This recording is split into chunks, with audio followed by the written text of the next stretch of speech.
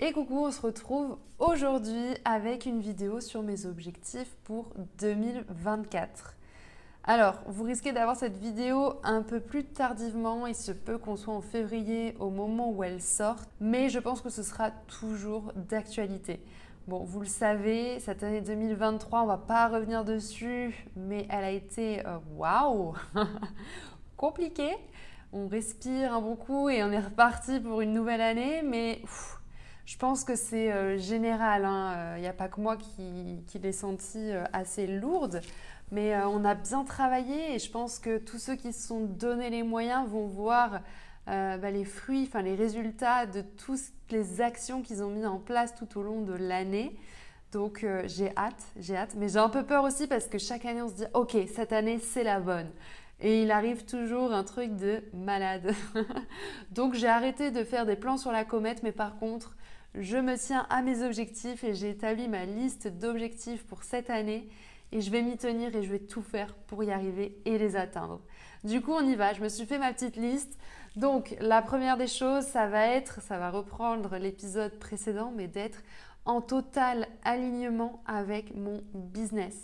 Bon, aujourd'hui, normalement, à l'heure où je vous parle, c'est déjà le cas, parce que j'ai mis en place des actions pour faire en sorte que je sois complètement alignée avec ce que je vous propose, tant en termes de contenu que d'offres, peu importe, de communication sur tous les réseaux.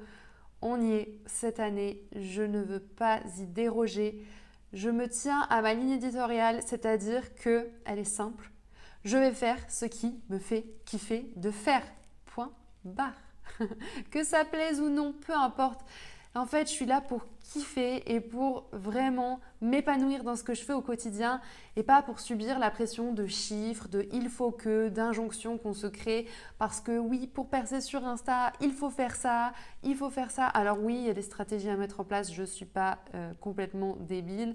Je vais me tenir informée bien évidemment et suivre ce qu'il se fait, mais ce sera à ma manière et pas suivre les dictats ou les c'est ça qui marche, donc tu fais comme ça et point barre. Non, c'est terminé. J'ai été trop désalignée avec cette fameuse histoire.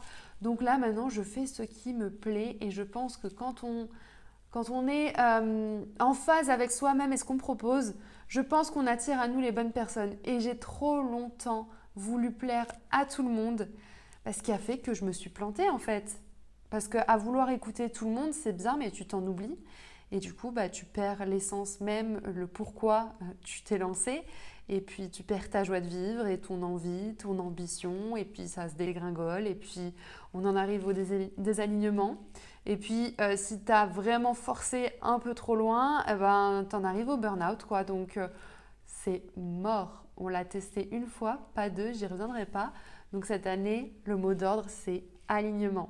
Et ça, ce sera le cas dans tous les domaines parce que je souhaite aussi cette année avoir un équilibre entre le pro et le perso. Bon, j'aurais pu m'organiser différemment, c'est totalement de ma faute.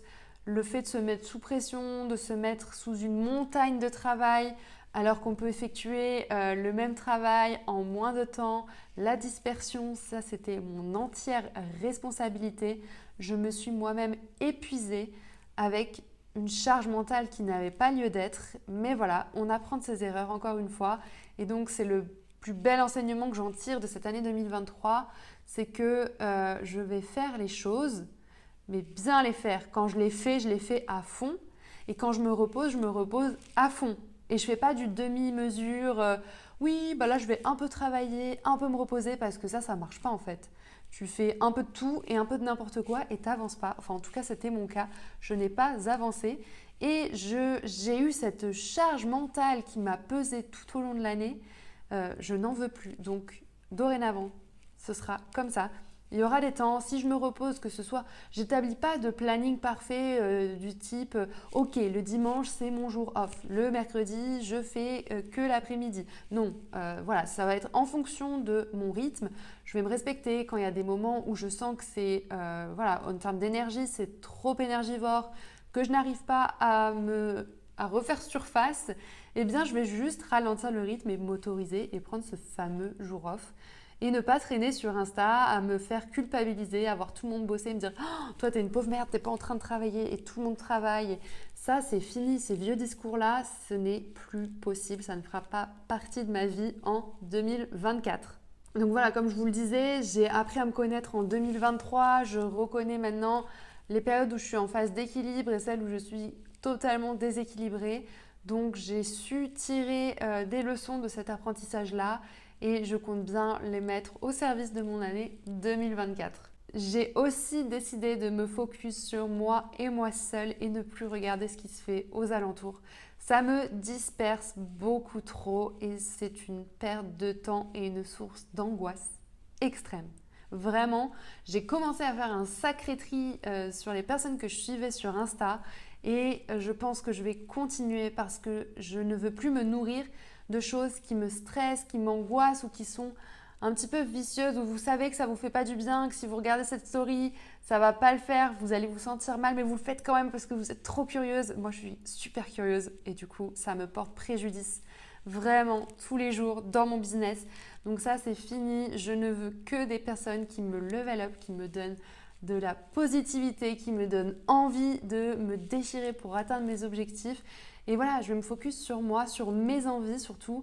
J'ai réussi à me reconnecter, donc maintenant c'est faire en sorte que cette reconnexion n'ait pas servi à rien et que je puisse m'épanouir et vraiment me réaliser à 100% parce qu'on a tous cette énergie vitale en nous qui ne demande qu'à sortir, à jaillir. Et c'est vrai que moi j'ai perdu au fil des années, au fil du temps, en créativité, en énergie, en tout ce que vous voulez, parce que je suivais ce qui se faisait ailleurs et que je voulais être dans les clous.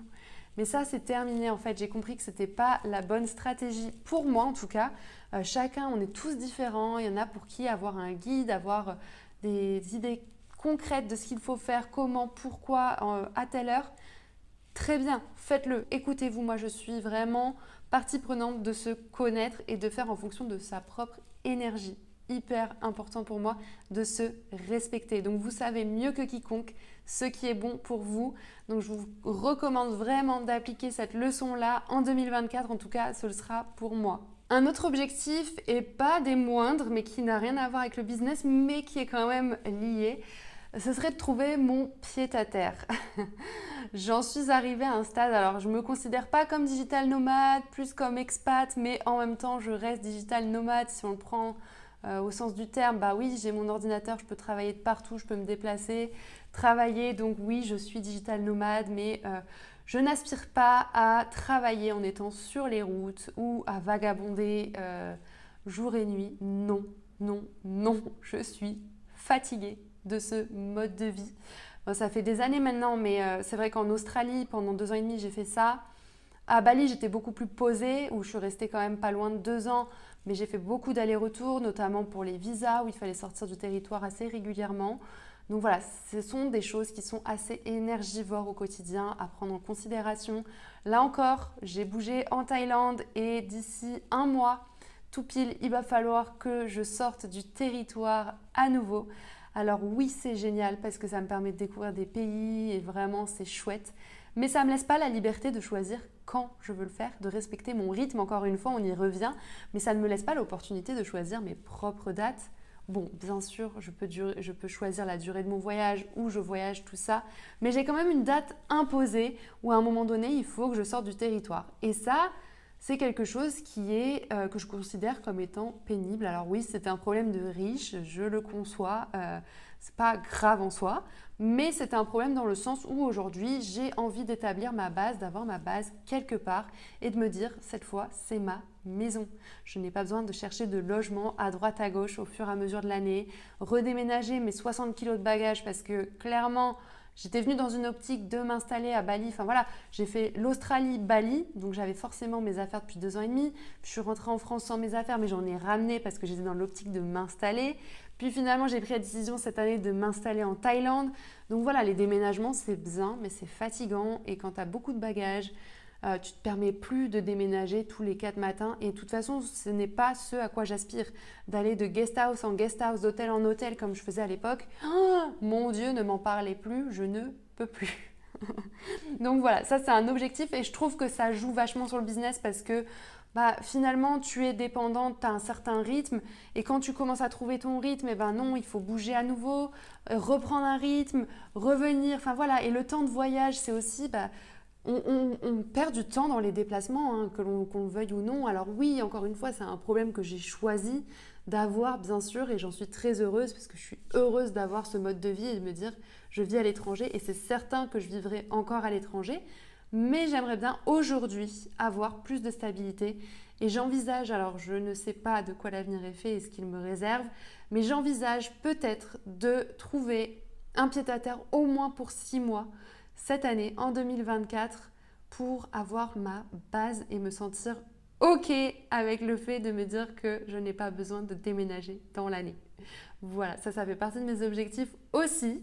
Et pour en revenir un peu plus au business, ce serait de gagner en visibilité, d'où le fait que j'ai enfin décidé de me lancer sur YouTube, sur le podcast, parce que j'estime que ce sont des leviers ultra importants et pertinents. Alors c'est sur du long terme, j'investis sur moi, je le sais, ça va me demander beaucoup d'énergie, beaucoup de temps et ce n'est pas une stratégie que je recommande quand tu viens de te lancer. C'est seulement quand tout est clair dans ta tête et que tu as fait ce que tu avais à faire, que tu arrives au bout d'une stratégie et que tu cherches à aller plus loin encore. Aujourd'hui, j'en suis là où j'ai besoin de gagner un peu plus en visibilité. J'ai vraiment axé ma stratégie là-dessus cette année. Donc voilà, je me diversifie et c'est surtout que ça répond à un besoin que j'avais de vous partager un peu plus en profondeur mes pensées, mes réflexions, mes conscientisations pour vraiment pouvoir vous apporter plus et ne pas faire du contenu de surface. Parce que Instagram, pour moi, ça reste vraiment de la surface parce que j'ai beau écrire des légendes, raconter ma vie, tout le monde ne les lit pas, ça n'a pas l'impact que j'ai envie que les posts aient. Donc du coup, je me suis dit, ok, un podcast, peut-être qu'il n'y aura pas beaucoup, vous ne serez pas beaucoup à écouter ces podcasts, tout ça, regarder ces vidéos, mais ce n'est pas grave. Si ça peut impacter une personne et changer la vie ne serait-ce que d'une personne parce qu'elle a conscientisé, j'en sais rien, une pensée qu'elle avait, qu'elle devait changer sur un certain point et qu'elle a mis en place cette action et qu'elle a changé, eh bien... pour moi, ce sera réussi. Challenge relevé.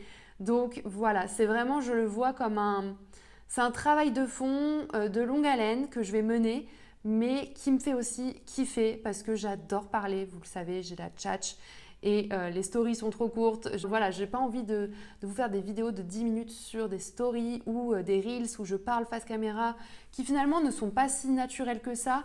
Donc voilà, aujourd'hui, j'ai décidé de prendre ma petite caméra, de vous filmer ces vidéos. Vous les regardez pas, peu importe. Mais si elles ont un impact sur vous, laissez-moi savoir. D'ailleurs, dites-moi dans les commentaires ou écrivez-moi, envoyez-moi un DM. Ça me fera super plaisir de savoir qu'elles sont utiles pour quelques-uns d'entre vous. Franchement, ça me ferait vraiment super plaisir. Et enfin, je pense que vous l'attendez tous, mais si on parle un peu de flouze, de thunes, de moula, on y arrive. Alors, c'est pas un objectif que j'aime forcément partager, mais je me suis dit que cette année, ça pouvait être cool parce que c'est une sorte d'engagement, en fait, d'annoncer publiquement ses objectifs.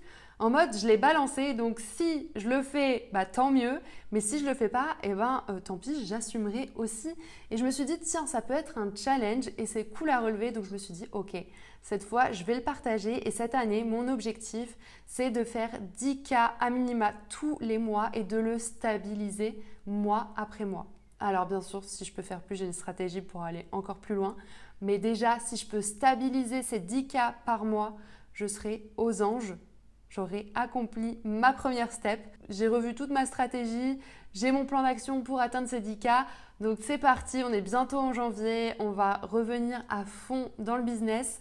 Là, je prends un petit break, je me repose, mais on va revenir, on va mettre les bouchées doubles pour atteindre nos objectifs chaque mois. C'est ce qui est important, c'est vraiment chaque mois. C'est pas juste faire 10K, atteindre les 10K, ça non, mais c'est de stabiliser ce niveau de revenu. Donc voilà, c'est tout pour mes objectifs. N'hésitez pas à me partager les vôtres, je suis super curieuse de savoir ce que vous voulez. Est-ce que vous aussi, vous avez le sentiment de vouloir mettre un peu plus d'équilibre dans votre vie entre le pro et le perso, que vous stagnez à un endroit, que vous voulez changer les choses au niveau de votre mindset. Voilà, quelles sont entre guillemets les actions, votre plan d'action, ce que vous voulez mettre en place et quels sont les objectifs et les résultats que vous voulez voir en 2024. N'hésitez pas à me répondre en commentaire ou encore une fois, vous pouvez me retrouver sur Instagram pour me partager vos objectifs. Si cette vidéo vous a plu, n'hésitez pas à vous abonner ou à me laisser les 5 étoiles si vous êtes sur une plateforme d'écoute de podcast.